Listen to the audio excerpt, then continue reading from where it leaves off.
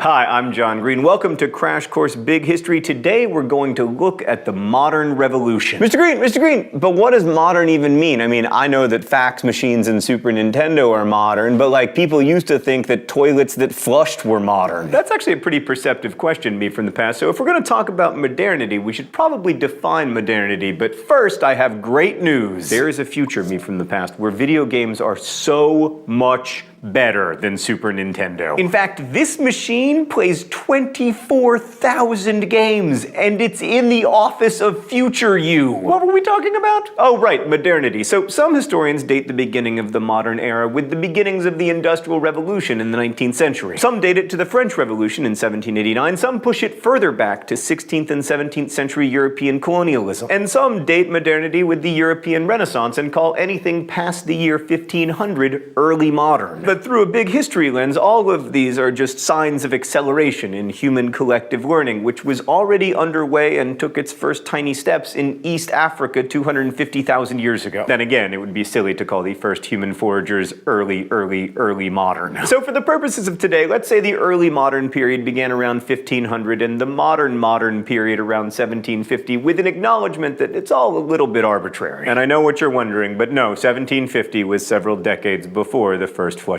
toilets.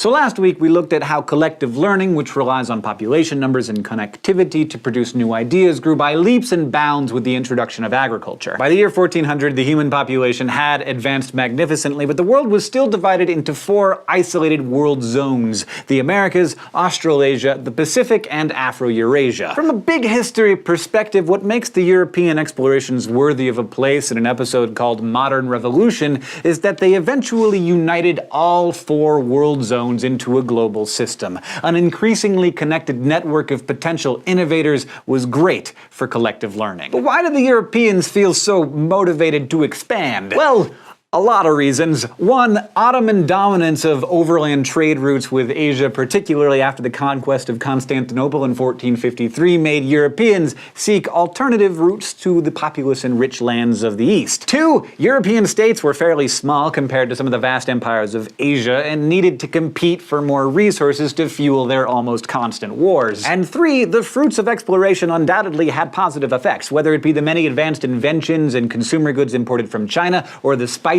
of India and Indonesia, or crops from the Americas. That last one should not be underestimated. Crops like the potato, which earned the nickname ready-made bread because it was easy to prepare, combined with maize and squashes and tomatoes and various yams, allowed farms in Europe to support more people. This was also good for Asia, where those crops were introduced in the 17th century. And let us not forget about the vast amounts of silver that the Spanish acquired from the Americas, or the many cotton, tobacco, and sugar farms that Europeans bolstered their economies with. The unification of the world zones also had many negative effects. For instance, it was terrible for people who worked on those cotton and tobacco and sugar farms. Europeans increasingly relied on African slaves, the first of whom were granted to the Portuguese by African rulers, and then, several centuries of horror ensued, with an incomprehensible number of African slaves dying in the appalling conditions of the Atlantic crossing. Life was also pretty miserable for the slaves that survived the journey and generations of their descendants. Also, because Afro-Eurasia was a modestly connected, thriving cesspool of disease,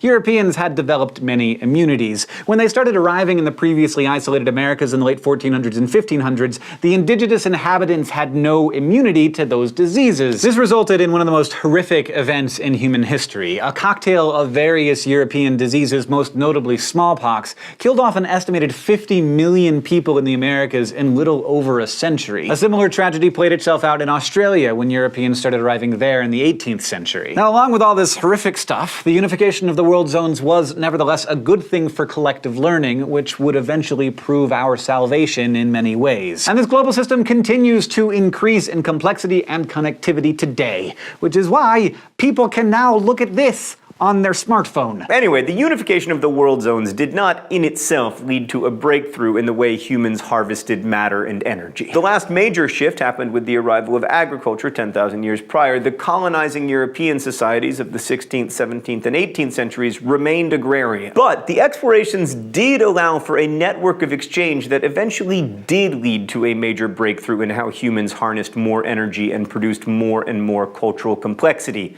The Industrial Revolution. The Industrial Revolution began in Great Britain, as they'll be happy to tell you, in the 18th century, but it was a global revolution involving collective learning shared across the global system. But a number of innovations that kickstarted industry originated in Britain, like the more intensified use of steam engines or the use of coke to refine metal. Not that coke, yeah, that coke. Also, they invented many textile machines, and Britain had lots of coal, and it was relatively easy to mine. Thank you, trees that died hundreds of millions of years ago. We're gonna turn you into industry and smog. But all those British breakthroughs wouldn't have been possible without a huge global network of trade that supplied raw materials like cotton and that opened new markets where Britain could sell its goods. And it wouldn't have been possible to expand that network of trade in the first place without gunpowder and the compass, which both came from China. The methods of porcelain manufacture that were important to the Industrial Revolution in Britain also came from China via Germany, and the improved methods of farming, which freed up many British farm workers for industrial wage labor in the cities, came from Flanders and the Netherlands. Early designs for steam engines came from 18th century France, and much of the designs for these machines depended on mathematics preserved and transmitted by Islamic and Hindu civilizations. So up until the end of the 18th century, virtually all production in human history was propelled by human or animal muscle power, or else by wind and water power. But it turned out that coal and oil had stored energy from the sun that had built up over hundreds of millions of years, and using those resources dramatically increased the energy that humans could harness. Huge numbers of goods could be produced by factories at relatively low prices, which meant that over many decades, goods that had previously been seen as luxuries by common people were suddenly viewed as necessities. By the 1900s, most Europeans enjoyed a standard of living higher than the kings of the Middle Ages. Coal and oil also allowed mechanization of agriculture, which raised the carrying capacity, increasing the population, and new modes of connectivity, beginning with the telegraph and then later the telephone, increasingly bound the human species together, allowing for swift and rapid exchange of ideas. For 250,000 years, if I wanted to tell someone who lived 100 miles away from me something, it took me days to do so. For the last 100 years,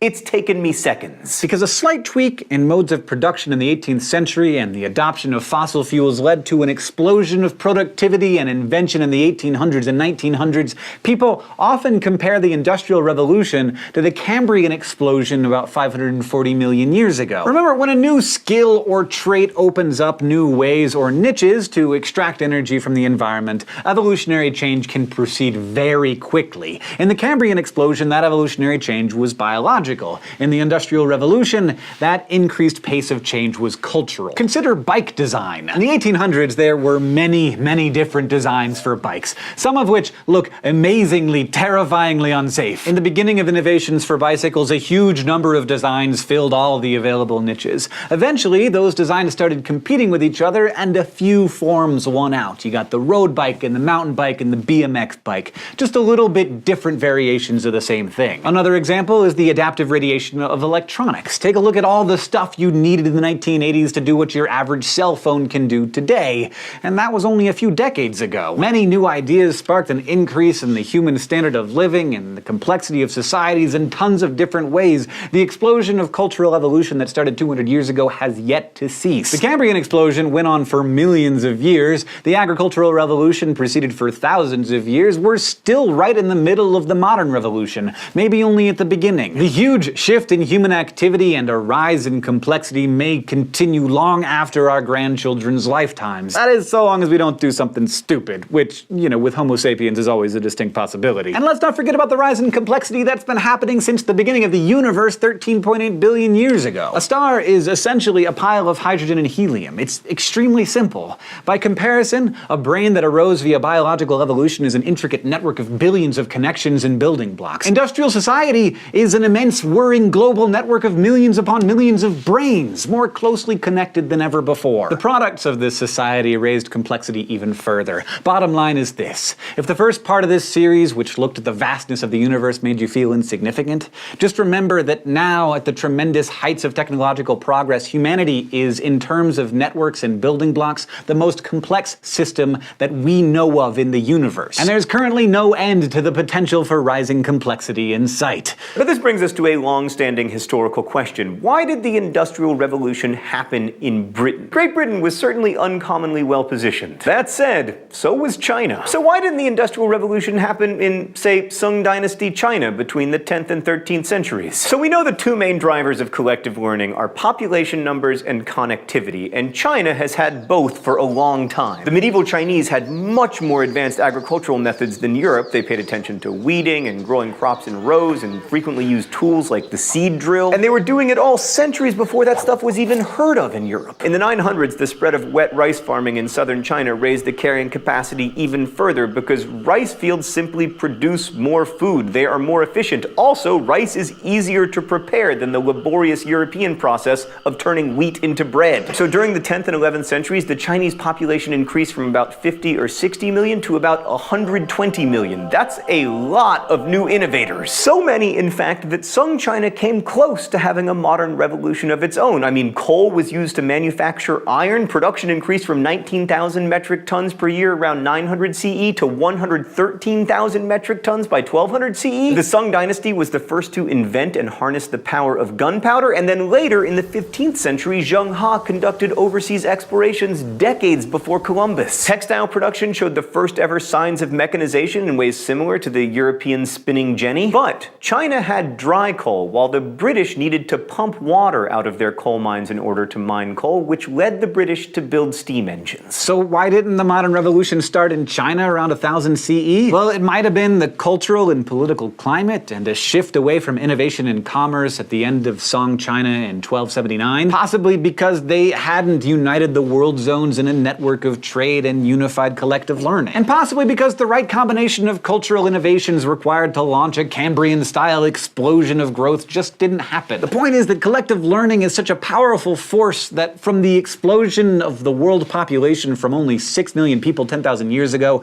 to 954 million by the end of the agrarian era, the right combination of ideas that led to the industrial explosion might have happened almost anywhere. So long as there are brains to think and exchange ideas, so long as there are energy flows on the earth, humanity has a tremendous potential for rising complexity. The modern revolution was accompanied by explosive growth in human population. It took 250,000 years for humanity to achieve its first billion people. By 1900, the world's population was 1.6 billion. Today, there are over 7 billion potential innovators who are now connected by the lightning speed of the internet, and collective learning is more powerful than ever. Humans now have unprecedented control and power over the Earth's biosphere, which has prompted some scientists and scholars to claim that the Holocene is over, and we now stand on the threshold of a new era, the Anthropocene. During this age, we may continue to raise complexity in our little pocket of the universe to wondrous new levels, hopefully to the growing benefit of all humans rather than just a privileged few. Thanks to collective learning, our potential is awesome, unless, that is, we hit a wall